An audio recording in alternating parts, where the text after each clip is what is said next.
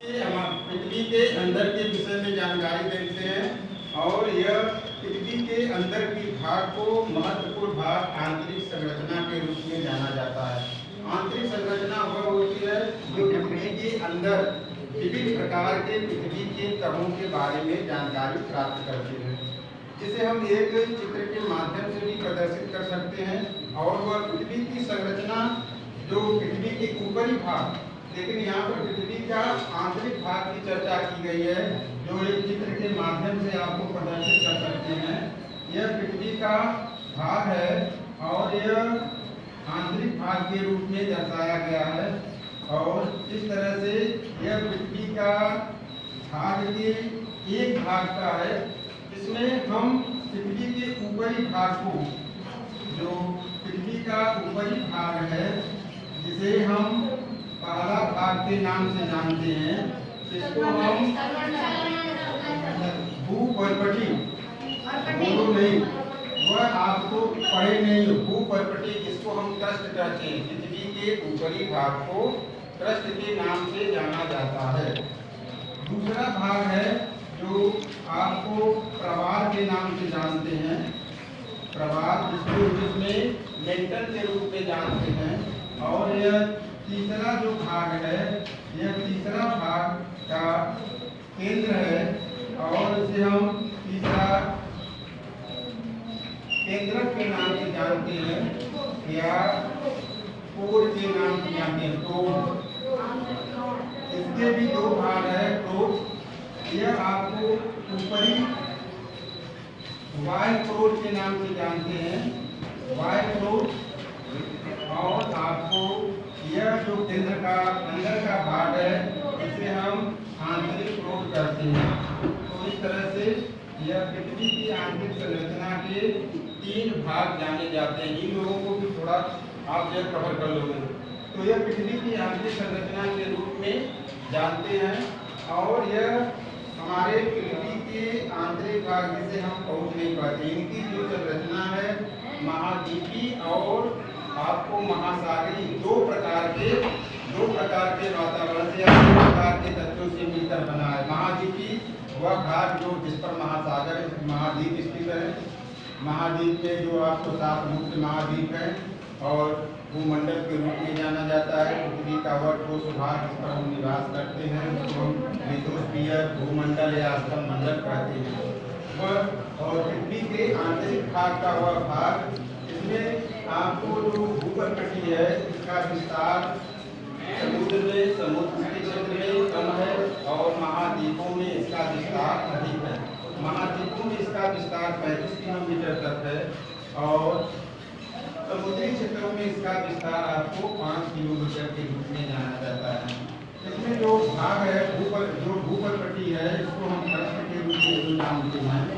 यह crust the upper layer of the earth, अगर अंग्रेजी में कहते हैं तो upper layer of the earth, जो सबसे ऊपर स्थित है, भूपर्पटी के रूप में जाना जाता है। पहली सतह का नाम क्या है? भूपर्पटी। दूसरे का नाम है आपको मेंटल, अंग्रेजी में मेंटल कहते हैं और इसको हम प्रवाल के रूप में जानते हैं। और तीसरा जो भाग है वह कोर के रूप में है। कोर को 2 भाग है, यह आपका कोर का यह फर्स्ट भाग है, यह आपको सेकेंड भाग है, जिसको हम आपको वायु कोर और आंतरिक कोर। इसकी संरचना कैसे हुई है, संरचना के विषय में भी आपको चर्चा के रूप में जाना जा सकता है। और जैसे आपको सीमा, सियाल और नीचे, यह कोर का जो भाग है वह 2 मुख्य रासायनिक तत्वों से बना हुआ है, जिसको हम नीचे कहते हैं। नीचे या निकिल Na+Fe, निकिल और फेरस। पृथ्वी का आंतरिक भाग में निकिल और लोहे के तत्व फेरस की अधिकता है। इस कारण से पृथ्वी का पर कोई भी वस्तु अगर हम ऊपर की ओर फेंकते हैं तो वह नीचे की ओर चला आता है। वह पृथ्वी का गुरुत्वाकर्षण बल के कारण और इसमें चुंबक की मात्रा अधिक है। एक छोटा सा उदाहरण अगर आप देखते हैं कि अगर हम किसी भी लोहे में विद्युत धारा 24 घंटे प्रवाहित करके रखते हैं तो उसमें आकर्षण और चुंबकत्व उत्पन्न हो जाता है। तो इस आधार पर जानकारी जो है आपको दी जा सकती है निकिल और एयर। और दूसरा जो भाग है प्रवाह के रूप में, जिसको हम सीमा Si plus Na, silica plus aluminium magnesium, silica plus magnesium के रूप में जाना जाता है सीमा। और तीसरा जो आपका बना है आपको सियाल, Si सिलिका और Al aluminium, silica plus aluminium SiAl। और आपको यह सीमा, यह आपको पृथ्वी के यांत्रिक संरचना में प्रमुख रसायन तत्व के रूप में जानते हैं। इन तत्वों से हमारी पृथ्वी के आंतरिक भाग के कणों का निर्माण हुआ है, जो महाद्वीपीय संगत में और महासागरीय संगत में मुख्य भाग जाने जाते हैं। तो इस तरह से जो मुख्य भाग है पृथ्वी की आंतरिक संरचना, भूप्रकृति, प्रवाह और क्रोध, इस आधार पर यह जानकारी दी जा सकती है।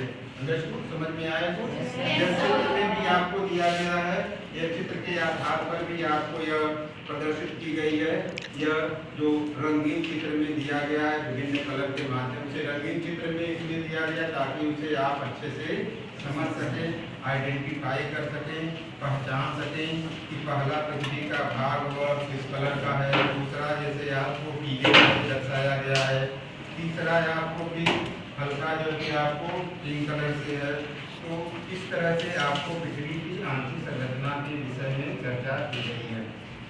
पृथ्वी की जो आंतरिक संरचना है वह बहुत ही महत्वपूर्ण है, क्योंकि पृथ्वी का जब निर्माण हो रहा था तो लाखों करोड़ों वर्ष पहले पृथ्वी हमारे यूनिवर्स में एक गैस के रूप में, बहुत बड़े पदार्थ गैस के रूप में चारों ओर चक्कर लगा रहे थे। धीरे धीरे गैस, धूल, राख, लावा वह ठंडा हुआ और वह ठंडा होने के बाद हमारी पृथ्वी की संरचना हुई, और जिस पर आपको मानव के जीवन रहने के लिए सभी प्रकार के आपको तत्व पाए जाते हैं, जैव और अजैव, निर्जीव और सजीव, जो जैव मंडल में विद्यमान है।